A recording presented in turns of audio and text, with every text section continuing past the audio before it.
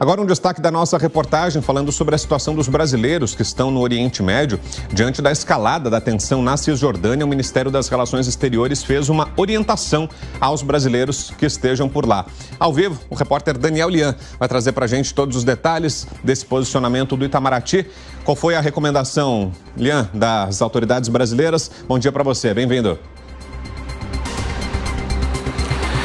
Oi, Vitor. Bom dia a você, bom dia a todos. A recomendação do Ministério das Relações Exteriores é para que os brasileiros que estão na Cisjordânia, aliás, cerca de 6 mil brasileiros, aqueles que possuem passagens aéreas ou que têm condições de comprá-las, para que embarquem de volta ao Brasil, para que retornem ao país em voos comerciais, isto porque a tensão está aumentando na região. O Ministério das Relações Exteriores fez essa orientação porque até esse instante não há nenhuma perspectiva, nenhuma previsão da repatriação desses brasileiros em operações semelhantes como as que estão ocorrendo em Israel para a repatriação de brasileiros em voos da Força Aérea Brasileira. São cerca de 6 mil cidadãos brasileiros que residem ou têm dupla nacionalidade e que habitam aí nessa região da Cisjordânia. O retorno tem que ser feito através do aeroporto Queen Alia. Esse aeroporto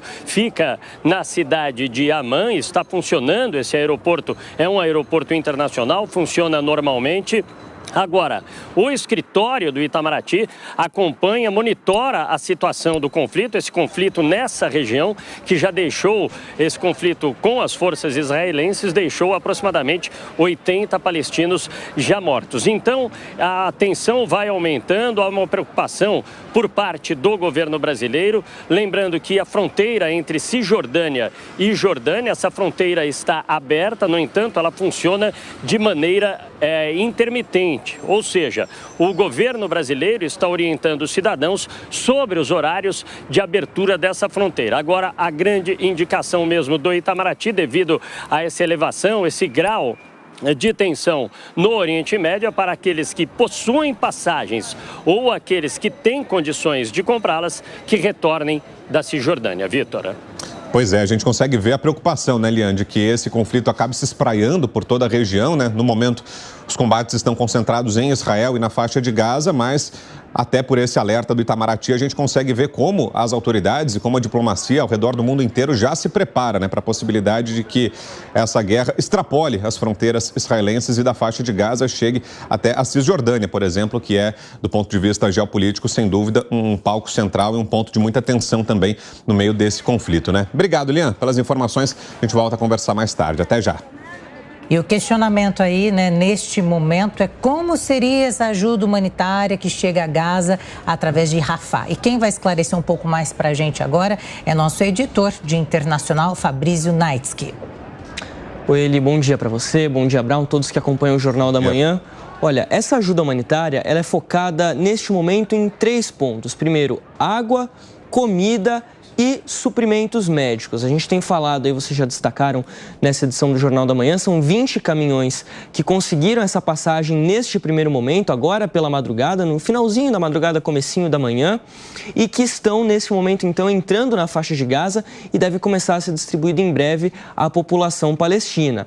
Esses alimentos, o grande destaque é em relação aos alimentos de fato, porque estes alimentos, eles são altamente energéticos, considerados inclusive pelo Programa Mundial Alimentar, que é da ONU, porque a população palestina, nesse momento, na faixa de Gaza, além da necessidade de comida, além da necessidade de água, ela está com outro problema, a falta de eletricidade. Ou seja, a faixa de Gaza não tem condição de manter alimentos lá por muito tempo. O que eles precisam é de alimentos que tenham uma alta duração, que possam ser estocados por algum tempo e distribuídos ali de forma racional para essa população de mais de 2 milhões de pessoas, ou seja, biscoitos, alimentos não perecíveis que tenham essa possibilidade de fato de durar. A entrada também de água, muito importante, e os suprimentos médicos que estão sendo enviados já para os hospitais da região, principalmente do sul da faixa de Gaza. A gente recorda, Eli, que durante essa última semana, o Estado de Israel havia liberado o reabastecimento de água para parte do sul da faixa de Gaza, Por quê? Porque eles haviam dado aquela ordem de evacuação do norte de Gaza em direção ao sul do território, mas havia ali ainda uma certa resistência, tanto por parte da população, mas principalmente do Hamas, que estava bloqueando essa saída de pessoas em direção ao sul. Mas então Israel decidiu liberar parte desse abastecimento de água na região sul da faixa de Gaza, ali na cidade de Khan Yunis, na cidade de Rafah também, para que essa população que saísse do norte tivesse ali uma motivação a mais, digamos assim, para ir ao sul, encontrar água potável, água que eles possam consumir. Então, há essa expectativa neste momento dessa entrada que está acontecendo já. A gente vê nas imagens que nos acompanha pela TV, também pela Panflix, os caminhões já entrando pela passagem de Rafah com água, comida e suprimentos médicos que devem já começar a ser distribuídos o quanto antes. A gente lembra até, inclusive, uma fala de ontem do secretário-geral da ONU, que esteve na passagem de Rafah, Antônio Guterres. Ele afirmou: essa entrada de ajuda humanitária, ela pode e deve ser a diferença entre a vida e a morte de milhares de palestinos.